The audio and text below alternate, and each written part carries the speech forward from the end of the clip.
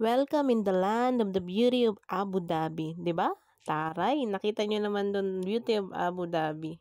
Kaya ngayon, May 8, pupunta tayo sa Abu Dhabi. May gagawin lang tayo doon. Mag-stay tayo doon ng 2 days and 1 night. Yan, bumibiyahe na tayo papunta ng Abu Dhabi. Kung makikita nyo, puro poste-poste dyan. Pero hindi ko alam kung anong lugar na yan kasi hindi rin ako familiar eh. Kasi hindi rin lagi tayong nasa Dubai. Sa Dubai tayo nakatira. So, ngayon pupunta tayo ng Abu Dhabi kasi may gagawin tayo doon. Pero syempre, kasama yung mga kaibigan natin. Yan, makikita nyo, para siyang, island. Island daw yan eh. Kasi sa map, island nakalagay eh. Pero hindi ako sure. Nagtanong nga ako sa kanila eh. Kasi yung nakalagay dyan, yung parang makikita mo, blue siya. Yung white din yung sun niya. Parang Boracay. Pero yung tubig magkaiba. Blue, tas may light din siyang kulay. Sabi ko nga, ano yan? Parang man-made ba yan o ano? Pero natural daw yan eh. Kasi sabi nila, island nga daw. Kung makikita mo nga sa Google Map, ano siya, island talaga yung nakasulat dyan. Diba, ang puti-puti ng mga buhangin dyan? Siguro, tatayuan din nila yan ng mga resort, ganun. Traveling, sa haba-haba ng pagkabiyahe, 2 hours kaming nagbiyahe. Tapos yan, ayan na. Nandiyan na kami sa restaurant, kakain na kami.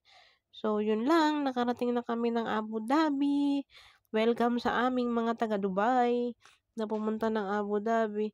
Ang saya-saya niyan, pero gutom na kami. Ayan yung mga pagkain namin. Sisig, bulalo, pansit, at chicken bicol. Yung mga oras na yan, nakapag-check-in na tayo. Ngayon, labas-labas na rin. Libutin natin. Hindi naman libutin, pero tingnan lang ang iba. Pumunta tayo ng Shein outlet. Ngayon, mayroong maraming mga makeup dyan eh. Lipstick, ganyan. Yan yung mga presyo niya. 120, 120 dirham, 50 dirham, 39 dirham. Yung dirham nga pala, yun yung pera sa Dubai. Pera sa UAE, ganon. Dirham, ang palitan niyan is ngayon ata ang palitan into peso is 15.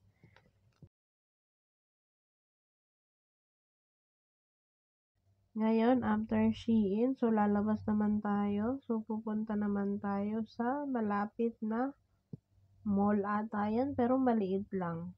Diyan din malapit sa pinag-check-inan namin. Yan yung dalawa kong kaibigan, nakita nyo? O, tatlo nga lang pala kaming lumabas. Yung mga babae lang yung lumabas.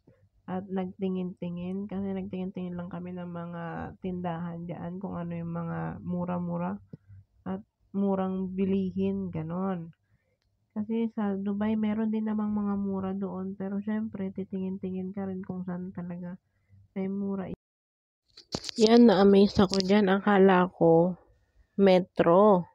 Kasi sa Dubai, ganyan yung metro, kulay blue. Bus lang pala yan sa Abu Dhabi. 'Di ba ang galing?